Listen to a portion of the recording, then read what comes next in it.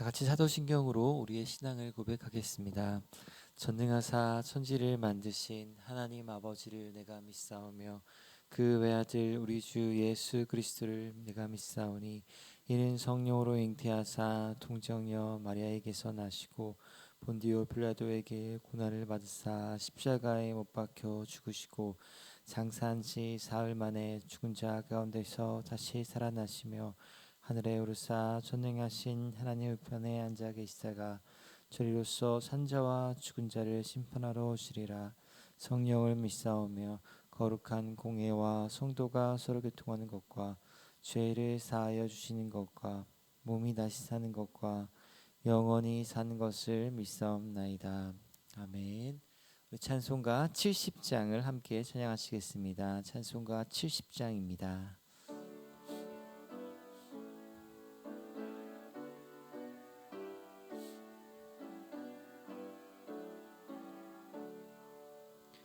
피난처 있으니 환난을 당한 자 이리 오라.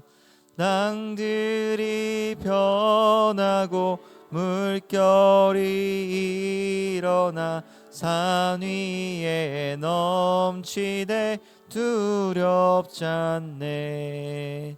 이방이 떠들고 나라들 모여서 진동하나. 우리 주 목소리 한 번만 바라면 선하의 모든 것 망하겠네. 만유주 하나님 우리를 도우니 피난처요. 세상의 난리를 그치게 하시니 세상의 창검이 쓸데없네. 높으신 하나님 우리를 구하니 할렐루야. 괴로움이 심하고 환난이 극하나 피난처 되시는 주 하나님. 아멘. 오늘 우리가 함께 보실 말씀은 욥기 13장 1절부터 19절까지 말씀입니다. 구약성경 773면쯤에 있습니다. 욥기 13장 1절부터 19절까지 말씀입니다. 한 절씩 교독하겠습니다. 나의 눈이 이것을 다 보았고 나의 귀가 이것을 듣고 깨달았느니라.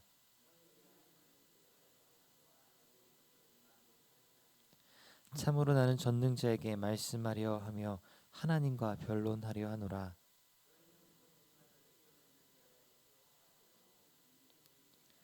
너희가 참으로 잠잠하면 그것이 너희의 지혜일 것이니라.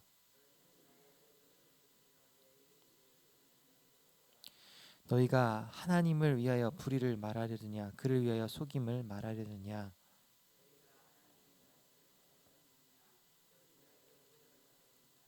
하나님이 너희를 감찰하시면 좋겠느냐 너희가 사람을 속임같이 그를 속이려느냐.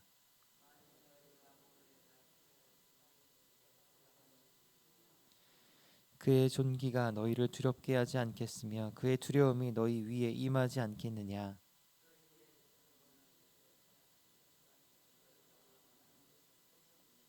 너희는 잠잠하고 나를 버려두어 말하게 하라. 무슨 일이 닥치든지 내가 당하리라.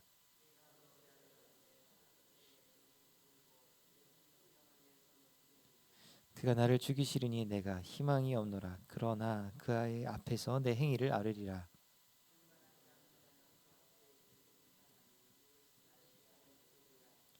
너희들은 내 말을 분명히 들으라. 내가 너희 귀에 알려줄 것이 있느니라.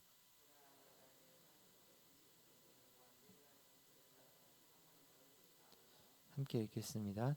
나와 변론할 자가 누구이랴. 그러면 내가 잠잠하고 기운이 끊어지리라. 아멘. 우리 이른 새벽에 주님의 전에 나오시면서 9분의 성도님께서 1,000번째 예물을 드리셨습니다. 우리 새벽 예배 나오신 성도님들 환영하고 축복합니다. 오늘 말씀은 바로 앞에 12장과 연결되는 본문입니다. 오늘 말씀에서 욥은 자신이 들은 친구들의 그 말에 대해서 평가를 내리고 있습니다. 이 욥의 평가들을 간략하게 살펴보면서 과연 고통당하는 사람에게 필요한 것이 무엇인지를 함께 생각해 보기를 원합니다. 먼저 2절 말씀해 보시면 욥은 친구들의 말에 대해 이렇게 이야기합니다. 너희가 아는 것은 나도 아는 것이다 하는 평가입니다. 다시 말해 친구들이 욥에게 가르치려는 그 지혜는 어떤 특별한 비밀이 아니다라는 것을 이야기합니다. 좋은 것을 뿌리면 좋은 열매를 맺고 나쁜 씨를 뿌리면 나쁜 열매를 맺는다는 그 인과응보의 원리는 욥도 너무나 잘 알고 있었기 때문입니다. 그래서 욥은 12절 말씀에 너희의 격언은 재 같은 속담이다라고 평가합니다. 다시 말해 너 친구들이 가르치려는 그 이야기들은 다 알고 있는 속담과 같다라고 평가하고 있는 것입니다. 무엇보다 4절에 보면 이 친구들의 말에 대해서 진실성이 있는지를 욥은 이야기합니다. 욥은 친구들을 향해 거짓말을 지어내는 자들이다, 쓸모없는 마치 그런 돌팔이 의사 같다라고 비난합니다. 욥의 친구들의 말이 진실이 아니라 거짓말인 이유가 있습니다. 이 친구들의 하는 말의 출처가 두 눈으로 본 사실을 이야기하는 것이 아니기 때문입니다. 욥의 친구들은 욥이 사는 지역에 같이 동네에 사는 사람들이 아니었습니다. 그러기에 이들은 욥의 자녀들이나 욥이 어떤 죄를 지었는지 직접 보지는 못했던 것입니다. 그런데도 이 친구들은 자신들의 신학적 입장에 따라서 욥과 그의 자녀들이 죄를 지은 것이 분명하다고 이렇게 단정 지어 버린 것입니다. 다시 말해 욥의 친구들은 이 욥과 그 자녀들이 죄를 지었다는 가정하에 그런 이야기들을 하고 있기 때문에 이들의 말은 거짓말이었고 또 쓸모없는 의언과 같다라고 평가하고 있습니다. 우리 7절과 8절 말씀을 같이 읽겠습니다. 너희가 하나님을 위하여 불의를 말하려느냐 그를 위하여 속임을 말하려느냐 너희가 하나님의 낯을 따르려느냐 그를 위하여 변론하려느냐. 이 욥이 친구들을 비판하는 이 두 번째 부분이 좀 더 중요합니다. 그것은 바로 욥의 친구들의 말이 바로 하나님을 변호하려고 한다는 것입니다. 그래서 욥의 친구들은 이 죄를 짓지 않은 욥과 그 자녀들을 죄인으로 몰고 가면서까지 하고 싶은 말이 바로 그들이 변호하고 싶었던 것이 바로 하나님이었습니다. 이처럼 우리가 욥의 친구들과 같이 하나님을 변호하려고 할 때 한 가지 문제가 생길 수 있습니다. 하나님을 변호하려다가 무한하신 하나님을 인간의 제한된 생각 속에 가두어 버릴 수 있다는 것입니다. 욥은 바로 그 점을 지적하고 있습니다. 신학이 다루고 있는 분야 중에 신정론이라는 것이 있습니다. 신정론이라는 것은 하나님께서 세상을 정의롭게 다스린다는 뜻입니다. 이 신정론을 때로 변신론이라고 번역하기도 합니다. 신을 변호한다는 그런 뜻입니다. 그런데 이 신정론 또는 변신론에서는 하나님은 아무 잘못이 없으십니다. 그럴 만한 충분한 이유가 있으신데 우리가 그 이유를 몰라서 그렇지 하나님은 정의롭다라고 이야기하는 것이 신정론입니다. 그러므로 한낱 인간이 하나님의 뜻을 두고 판단해서는 안 된다는 것이 이 신정론의 이야기입니다. 근데 신정론의 문제가 생길 수 있는 부분이 바로 이 지점입니다. 자칫하면 지금 내 앞에 있는 그 겹겹이 고통 가운데 있는 그 사람에게 관심을 두기보다 하나님의 그 의로우심을 변호하는 데만 관심이 더 쏠릴 수 있기 때문입니다. 그래서 이 하나님의 의로움을 변호하기 위해서 이 욥의 친구들처럼 이 고통받는 인간을 죄인으로 이렇게 만들고 또 고통받는 사람에게 모든 고통의 책임을 지우게 될 수 있다는 것입니다. 하나님은 악에 대해 책임이 없으시니 그 원인을 불순종과 죄로 인해 타락한 인간에게 두고자 하는 것입니다. 그래서 욥의 친구들은 욥을 향해 이렇게 이야기하는 것 같습니다. 욥, 너가 고통받는 것은 정당한 것이야. 너의 고통은 바로 오롯이 너에게만 책임이 있는 거야. 라고 이렇게 욥을 위로하기보다 정죄하고 있는 것이죠. 그래서 욥은 이 지점에 대해서 이야기하고 있는 것입니다. 사실 지금 위로받아야 할 대상, 변호받아야 될 대상은 자신인데 자꾸 이 친구들은 하나님만을 변호하려고 있다는 것입니다. 그리고 5절과 6절 말씀 같이 읽겠습니다. 너희가 참으로 잠잠하면 그것이 너희의 지혜일 것이니라. 너희는 나의 변론을 들으며 내 입술의 변명을 들어보라. 욥은 5절과 6절에 한 가지를 친구들에게 요청하고 있습니다. 제발 잠잠이 좀 있어서 내 말에 좀 귀 기울여 달라는 그런 요청입니다. 욥은 13절에도 똑같이 이야기합니다. 너희는 잠잠하고 내가 말하게 좀 두라 하는 것입니다. 17절에 욥은 한 번 더 너희들은 내 말을 분명히 들으라. 제발 내 말 좀 들어줘. 이렇게 요청하고 있습니다.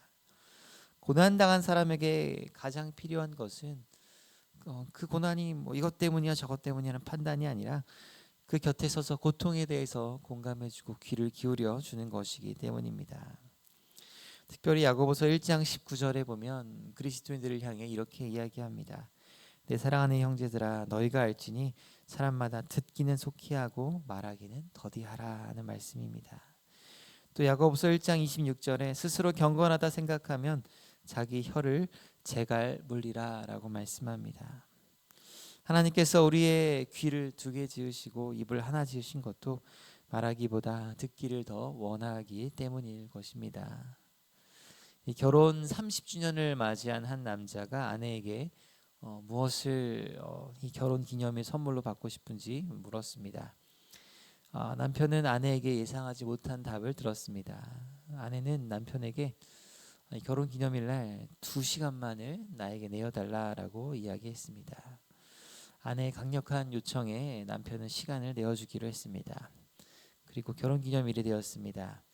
아내는 남편을 거실에 앉히고 여보 내가 이제 2시간 동안 말을 할 텐데 무슨 이야기를 하던지 당신은 맞아 오라 그렇지 이렇게만 반응해 주세요 라고 요청했습니다. 그리고 나서 아내는 두 사람이 처음 만났을 때부터 지금까지 30년 동안 살아온 이야기를 시작했습니다. 남편이 아내의 이야기를 듣다 보니 사실이 아닌 부분도 많았다고 합니다. 그래서 남편은 아내의 말을 끊으면서 아니 여보 그건 이라고 말을 하자 아내는 여보 2시간만 하면서 듣기만 해달라고 했다고 합니다. 남편은 하는 수 없이 아내의 이야기를 들었습니다. 10분이 지나자 속이 뒤틀렸고 20분이 지나자 화가 치밀어 오랐고 30분이 지나자 조금만 더 들으면 남편이 억울하고 답답해서 죽을 것 같았다고 합니다. 그런데 시간이 더 지나면서 남편은 충격을 받았습니다. 내가 부부로 30년을 살아왔는데 어떻게 아내의 생각과 감정을 이렇게나 모르고 살았단 말인가 하는 생각이 들기 시작했습니다. 그리고 계속 말하고 있는 아내를 보면서 남편의 눈에는 눈물이 맺히기 시작했습니다. 결혼 후 지금까지 아내의 아픔과 상처를 가장 가까운 남편으로서 하나도 몰랐던 것입니다. 약속된 2시간이 지난 후에 남편은 아내를 붙잡고 한참을 울었다고 합니다. 지난 제2아카데미 책 나눔 반에서 읽었던 책에 나온 하나의 이야기입니다. 그저 들어주는 것만으로도 얼마나 큰 위로와 또 회복이 일어날 수 있는지를 보여주는 이야기였습니다. 말씀을 정리하겠습니다. 고통당한 사람을 향해 가장 좋은 위로는 바로 들어주는 것입니다. 우리는 하나님이 아닙니다. 그러기에 다 알지도 못하면서 하나님처럼 모든 것을 우리는 알지 못하면서 우리의 제한된 생각과 섣부른 판단으로 이렇다 저렇다 할 수 없는 것입니다. 그러므로 듣기는 속히 하고 말하기는 더디하는 오늘 하루가 되었으면 좋겠습니다. 솔로몬처럼 하나님께 듣는 마음을 구하면서 오늘 만나는 사람들의 이야기에 귀 기울여주는 저 여러분 되시기를 축원드립니다. 기도하겠습니다. 하나님 아버지, 우리 마음 가운데 듣는 마음을 주시기를 소망합니다. 그래야 듣기는 속히 하고 말하기는 더디하는 하루가 되게 하여 주시옵소서. 나의 들음으로 인해 누군가가 위로를 얻고 또 회복될 수 있는 그런 하루가 되게 하여 주시옵소서.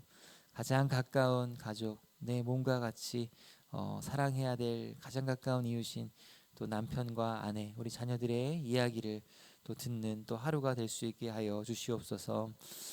또 오늘 주님 앞에 나오며 귀한 예물 가지고 나온 손길들을 주님 기억하여 주시고 또 마음의 간절한 소원들을 하나님의 뜻과 하나님의 가장 좋은 때에 하나님의 방법으로 주님 응답하여 주시옵소서. 감사드리며 이 모든 말씀 살아계신 예수님의 이름으로 기도드립니다. 아멘. 하늘에 계신 우리 아버지여, 이름이 거룩히 여김을 받으시오며 나라의 마옵시며 뜻이 하늘에서 이룬 것 같이 땅에서도 이루어지이다. 오늘날 우리에게 일용할 양식을 주옵시고 우리가 우리에게 죄 지은 자를 사하여 준 것 같이 우리 죄를 사하여 주옵시고 우리를 시험에 들게 하지 마옵시고 다만 악에서 구하옵소서. 대개 나라와 권세와 영광이 아버지께 영원히 있사옵나이다. 아멘. 이 시간 함께 기도하기 원합니다. 공동의 기도 제목과 말씀을 붙들고 기도하겠습니다. 공동의 기도 제목입니다. 지난 한 해 동안 삶의 어려움 속에서도 보살펴 주신 하나님의 은혜에 감사하는 우리 모두가 되게 하소서. 초청주일에 오신 분들이 신앙생활을 이어나갈 수 있도록 성령님 인도하여 주시옵소서. 우리 어제가 수능 시험을 치렀는데요. 우리 수능 시험 치른 자녀들에게 또 앞으로의 진로를 하나님께서 잘 인도해 주시도록 기도하면 좋겠습니다. 이 세 가지 기도 제목과 말씀을 통해 깨달은 부분을 놓고 다 같이 기도하시겠습니다. 하나님 아버지, 사랑과 은혜를 감사합니다.